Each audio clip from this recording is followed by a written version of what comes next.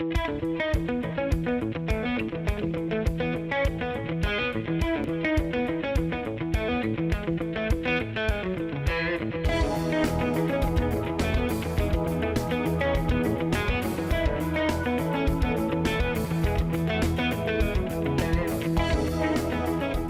Cod is an inspiration for innovation.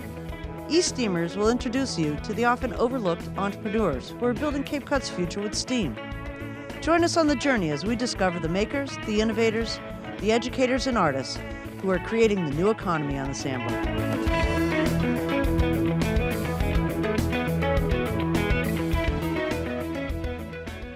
Hi, welcome to eSTEAMERS. I'm Paula Hersey, out on the golf course today, talking golf tech with Jane Frost. Welcome, Jane, to the show. Thanks, Paula.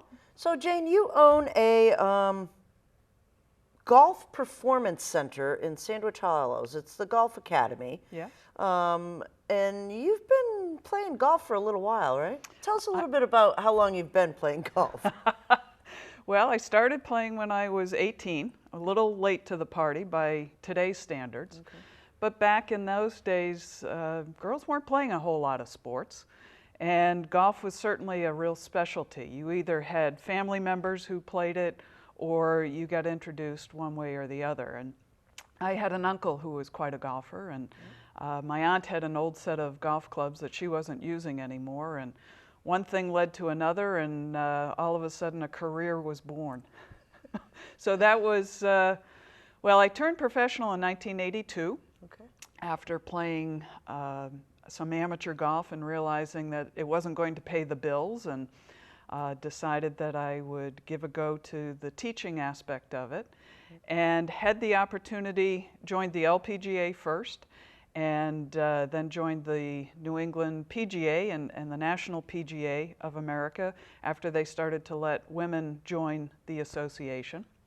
I was actually the first female member of the New England PGA. So you were a ceiling breaker there, aren't you? I was. I broke the grass ceiling. And enjoyed playing a lot. Won our section championship 3 times. Went and played on the LPGA tour at a few events. And really had a great opportunity to pursue. Went to qualifying school. Missed getting my card by 2 shots. And then played the mini tour. And it was really on the mini tour that I recognized that my passion for teaching was truly what I wanted to do for the rest of my career. It was at one of the tour stops. I got asked to do a junior clinic after the round was over. And I was more excited about doing the junior clinic than I was about playing the round. And it's like, okay, you need to follow your heart.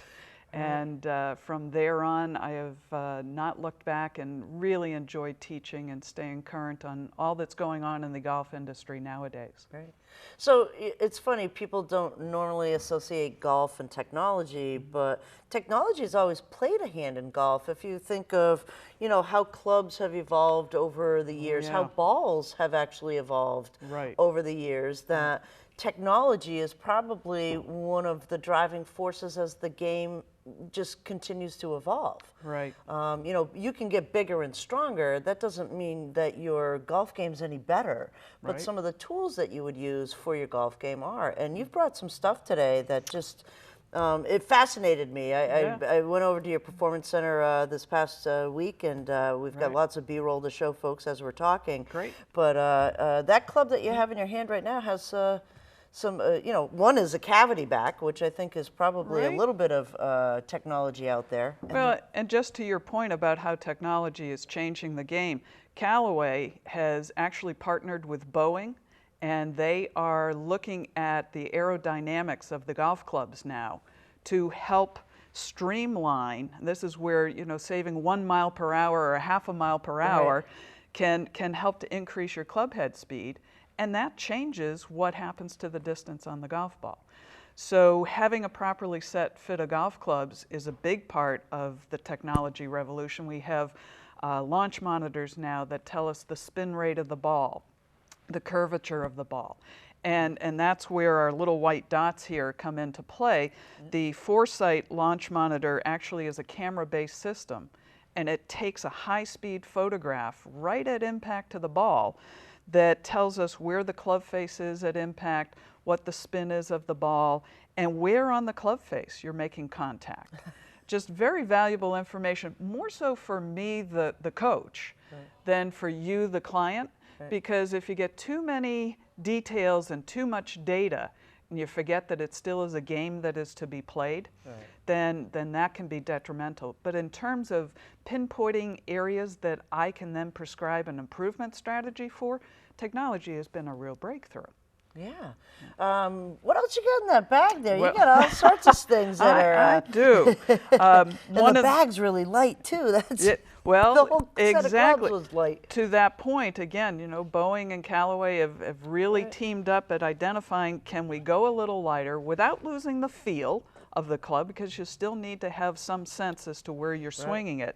And that has lightened everything in your golf bag, so it's not nearly as much. And even the technology in the golf bag, big staff bags like this used to be backbreakers. And now it's much lighter in weight because of the materials that are coming out and are available. So one of the pieces of technology that I love to use in the Performance Center, this is called a K-Vest. Now, it is not exactly the most stylish piece of apparel that I will wear, but interesting, each of these pockets has got a sensor in it that helps to read your movement pattern during a golf swing. So the player puts this on. We have 3 sensors that we get hooked up. This one that I'm putting on is really identifying what's happening up in the thoracic area, your shoulder rotation. This is for your pelvis, so that we identify what the rotation in the pelvis is. And why is that important? That hip rotation? Is that what that is? Yeah. So identifying how much hip rotation versus how much shoulder rotation.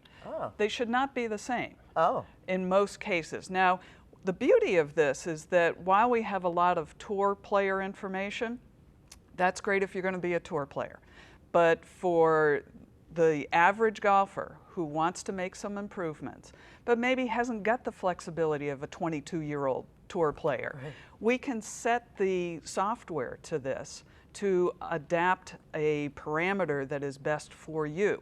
So my belief at the Performance Center is everyone's unique. Not everyone's going to swing the same. So there's no cookie cutter approach that every single lesson is taught the same. We've got to identify where are your strengths, what are your goals and what you want to improve upon, and then use the technology to identify, let's suppose you want to have more distance in your drive. So we look at the equipment for sure, we look at the efficiency of your swing, and really identify where's the power leak coming from. And once we identify that through the technology, then we're able to create that improvement strategy. K-Vest is very much a part of this. The third sensor actually goes on the glove and attaches to the glove so that during the swing, we can even identify where in the swing your hand is, how much your pelvic rotation is, what your alignment, what your posture is. And then the beauty of the K-Vest is that there's a biofeedback mechanism inside the software that allows you to, you take a swing, you get all these graphs and feedbacks and measurements as to where you are at the top of the swing, impact, and then there is an improvement program that is prescribed for you based on the outcome. So let's suppose that your posture, it read that you were a little too curved over. So now we put it into the feedback mode, and it gives you 10 reps. And this is where the beauty of learning is when you can self-discover what it feels like for yourself, you're going to learn a lot faster, and you're going to learn more permanently than my just yabbering at you the whole time. So it gets you set up, and on the computer screen, it will show you an avatar, which is you, and it shows you when you're in the right position because the avatar will turn green. If you're not in the right position, the avatar stays red. With sad face. No sad face. However, an added element that when you get into the right position, then music plays. And this music has a particular tone that they've researched that implants the information into your brain that much better. So you will remember it. You are seeking, it's kind of like Pavlov. I was just going to say that. Yeah, you're seeking that tone that says, Right. oh, that's the right position. And again, the more you self-discover and say, oh, well, I thought this was correct. Now I'm learning, oh, there's that music. That's perfect. That's what I want to feel. And the more you're in a feel base, the much better you're going to be at creating permanent learning. Right, and that comes back to that muscle memory. Is once you've done it more and more and more times, it's automatic. You're not out there thinking of the 67 things that you need to think about before you take a golf swing anywhere. You know, learning and practicing is one mindset. Right. And then you have performance, which is 180 degrees different, because now you want to trust your skills that you've trained yourself to do. Okay. And go out there and just put it in automatic. Now, we've done that throughout our lives. When we first learned how to hold a pencil or a crayon, and we had to concentrate so hard and learn how to do it. Yep. And then pretty soon the teacher kept saying, oh, good job, and there were measurements as to when you achieved a certain level, and then you just started to do it. Yep. You didn't think about it. Right. And if you misspell a word, you don't go back and take handwriting lessons. So just because you hit one bad shot, don't think, oh my gosh, I got to go back and start at scratch. Right. Not necessary. So I think that this is where that learning and being able to identify with absolute certainty, yeah, this is where I want to be, and that biofeedback is so helpful. Yeah. And along with cameras and being able to take video, we also have pressure mats that identify the pressure and where your pressure is during a swing. I think that's the real cutting edge right now. We've got body tracks at the Performance Center that map out where the pressure is, and through their research over the last 3 years, they really have identified the patterns that give you the most power. Yeah. And again, there's feedback systems and exercises that you do to help train yourself on how you do those. Well, it's actually been the way that your feet are positioned now, where you used to think that you should be forward, but now you need to be a little bit back. So those pressure mats are actually giving even just, you know, people starting out in golf a better chance of succeeding because it's changing. Right. It's again giving you parameters that says, okay, when I feel this, I know that I'm in the right position. Right. And that is just cutting the learning time down, I think. Right. Yeah. So you have all sorts of toys and technology up there at the Performance Center. Yeah. One of the things that I thought was absolutely amazing is that you could play golf inside and actually play the courses of the world off of a simulator. So simulation in the real world of golf instruction, when you can't get out on the course, having a simulator, how does that help your game? You're not really playing a course, you're not walking it, but you're still... is it still distance? I think that the big value, particularly for us here in New England, and I say this particularly with young competitive juniors, is that when they go to Florida on their spring break, they've not had the opportunity to swing throughout the year, and so they're competing against others who have year-round access to golf courses. Okay. So if nothing else, you're able to continue to keep your muscles supple, keep that muscle memory in tune, and really being able to identify at least visualizing your shot. I think that that's a big place that people tend to just get up there with that checklist instead of, I like to get my clients to say, what would a good shot look like here? And that's huge at beginning to identify, well, here's what I want. You know, most people step up to the tee and say, oh, don't hit it left, it's out of bounds. Don't hit it right, it's in the water. Don't hit it short, it's in the bunker. And never once telling themselves what they want. Right. So getting them to start to think about, where do I want this ball to go?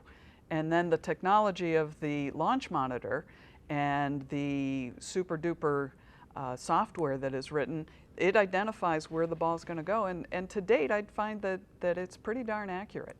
That's amazing. Yeah. And then on those, you know, those rainy kind of days that, you know, you don't really want to simulate, you just want to hit those balls and get some muscle memory going, you can actually open the doors of those bays and right out onto the driving range. That's the beauty of it. You're dry and heated. Exactly. We've got the heater pouring down on you if you need to. We have the doors that can go up. We just pull the screen to the side, and now the simulator becomes an actual in to out type of situation where you can see the real ball flight. Right. So it's been a fabulous combination. And again, this all sort of came about from the terrible springs we sometimes have on occasion. You had thrown a number at me. You'd lost almost 70% of business. That's correct. Of your business, of your teaching business, because of poor weather. Exactly. I believe it was the spring of 2012. Yeah. And it seemed like every day it was rainy, cold, miserable. And you know, I always say to my clients, look, if you are standing out there and you're not able to concentrate and getting something of value out of our time, we're going to reschedule. Well, now we don't have to worry about that. But it was exactly that. 70% of my scheduled appointments were canceled because of the weather. And I just started to think, I need some sort of a shelter. Right. Now it has blossomed into a heck of a state-of-the-art facility, which I'm grateful to have had the opportunity to make available to everybody. Right. And it's just fabulous. I've got Bob Quirk there, who is a local Yarmouth dentist. He's a the club guy. Yeah, he does the club fittings as well as teaching, and he's been tremendous at helping people identify the equipment that's going to help them, and also getting them the tips that they need and the improvement strategies that are going to help them achieve their goals. So, you know, we talk about muscle memory and some biofeedback. Right. Come back to the biofeedback. There's this, I guess, this trend out there for mindfulness. We talk about meditation. We talk about quieting the mind. Right. There's actually tools that you have at the Performance Center that are mindful tools that give you biofeedback and quiet your mind. Right. They do. And again, that mindfulness is so important because we're in a world now that we're on a fast-paced merry-go-round. And getting the mind to just slow down a little bit and really pay attention to what you're doing is so important. And you know, the mental side of the game has been crucial to every successful player's achieving their goals and winning the Masters, winning the US Opens. But no one ever practices it. And part of it is like, well, how do you do that? Well, certainly yoga, meditation, Tai Chi, all very good at doing that. But in our world of technology now, we have wearable technology that actually allows us to identify when you're in the right state of mind. Yeah. So I have, this is actually an older version, but Focus Band has been out there for a couple of years. There's a little sensor here in the back and then there's two sensors here in the bill of the cap. And these sensors are measuring your brain waves, and they're identifying when you have lowered the left side activity and get it to be a little quieter. Now the left side is that incessant voice in your head going, okay, left arm straight. Oh yeah. Yeah, keep your head down. All of this bad information. I don't particularly care for that voice. Yeah, well we can get rid of that. Jason Day has been using the Focus Band. Yeah, and he just won this past weekend. He just won, and boy, he's got such a tremendous routine of visualizing his shot. You know, you can see him holding his glove and closing his eyes, and he's getting ready. He's asking for what he wants. So there's an avatar that goes along with this, that when you're in the right state and you've quieted that left side of your brain down, again, it gives you an idea as to what's going on in your brain. So it's measurable. Now, that's not so stylish, but this is kind of cool too. This is kind of interesting. Now this is brand new. This has been developed, well actually the Muse, which is the wearable technology. It's been around for a while, and you can buy this at any of the local electronics stores or online. And it comes with its own app about meditation. Now, my good friend Dr. Debbie Cruz, who is a sports psychologist and a member of the LPGA, she has written software that works with this so that when you actually have this on and you're working on an app, there's an app for that, then you can again begin to see the difference of getting your brain balanced. Now, Debbie's software, it looks at both left and right brain. Focus Band works just on the left brain. Okay. This helps you to get both sides of your brain completely balanced. And when you're balanced, that's the optimal time to swing the golf club. Wow. Yeah.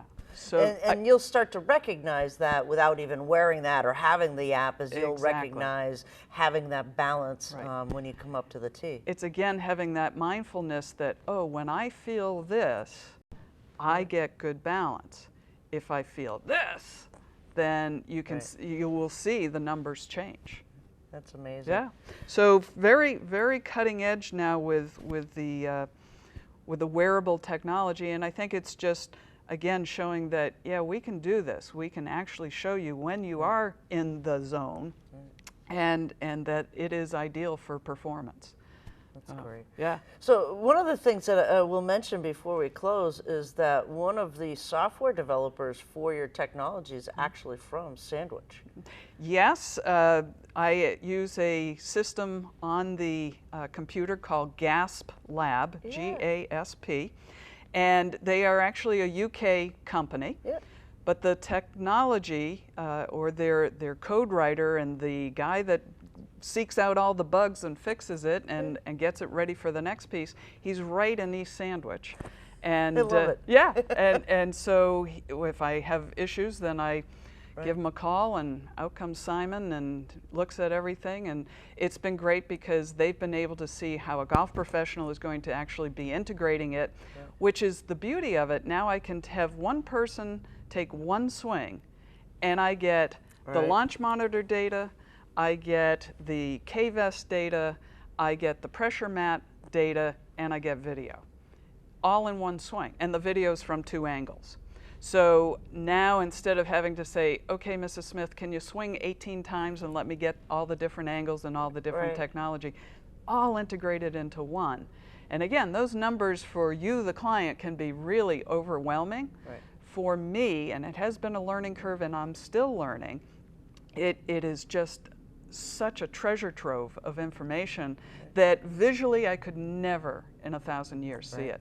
So great at cutting the learning time and the training time way down from what it used to be.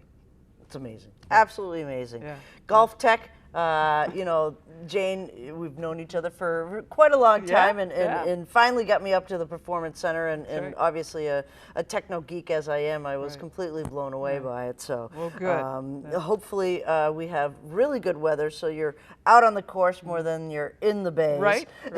Well, and that's the beauty. The facility is sitting right on the practice area. So when the weather is good, we're going to be out on the grass as usual.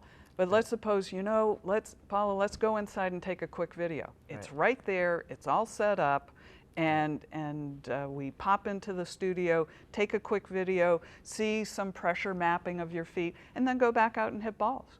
It's the ideal world. Excellent. Thanks for joining us, Jane. Thank you, Paula. I'm Paula Hersey, and you're watching eSTEAMERS.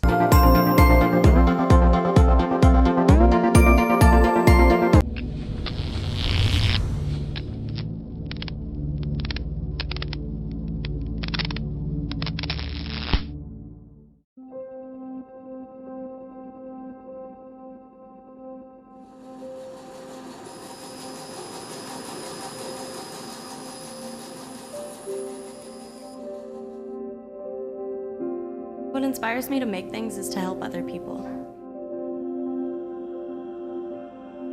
Teachers have come up with so many different ideas to help the community, and I've always been willing to help, and I've made multiple things for our community and the school, and seeing the reactions of people's faces, that has to be one of my favorite parts. Find an idea or a concept online that you like, and then you branch off from there. Rework it, make different measurements, and make sure that everything's equal and centered correctly. And then from there, you can go into the wood shop and you can cut every piece. When we found the Scrabble idea, they didn't use our ShopBot CNC machine to create it. Like, we came up with the idea to use the machines to router the edges to make it look nicer.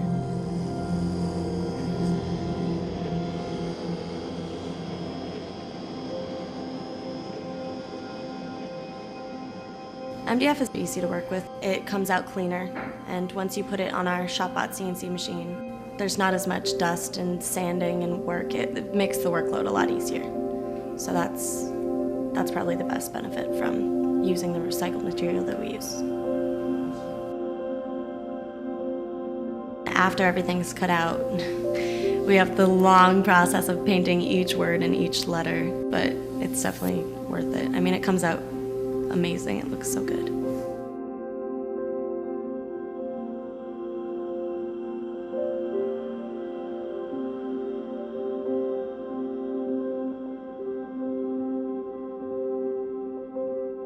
We've got like 13 different games. Everyone's so willing to help and help me in the process of making all of these games. So we do have the life-size Scrabble that we just finished, but we're also working on a giant Connect 4 and homemade bowling. Like, we're actually making candle pins on the lathe, and that's so cool, like being able to make all of these things by hand. We're hoping that all of these projects that we're making for the Maker Faire is going to benefit the community. It's going to get everyone involved. My name's Miranda, and I'm a maker.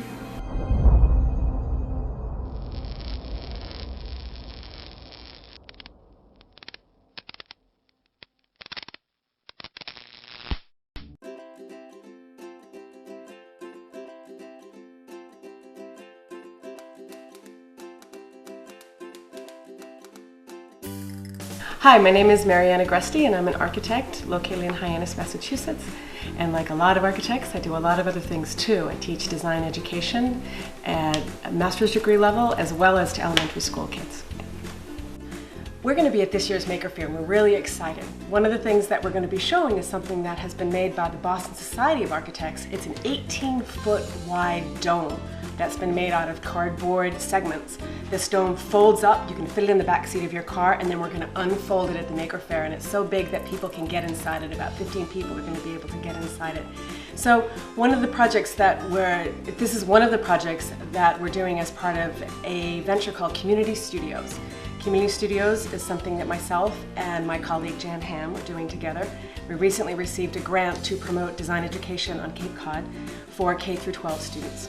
Design education to us is really important because it puts the A in STEM, making it STEAM, giving a lot of energy for students to learn about the great questions they can ask, to solve all the kinds of problems that they see around them, whether they be problems with the natural environment or the built environment as well. So at the Maker Faire, we will have our dome, and then we'll have exercises for the students to ask certain questions and create things themselves with all sorts of materials. This, for example, is a chair, believe it or not, that one of my students made. She wanted to solve the whole problem of what it means to be able to not sit still in her classroom. So students are going to be asked good questions, and they're going to be able to think of their own answers. And that's really important. One of the things that's most important to me in design and architecture is this idea that you can give 30 people in the room the same question, and none of them are going to know the answer until they sit down and try to work it out. And they're all going to come up with an answer to the same question, and they're all going to be right, and they're all going to be totally different.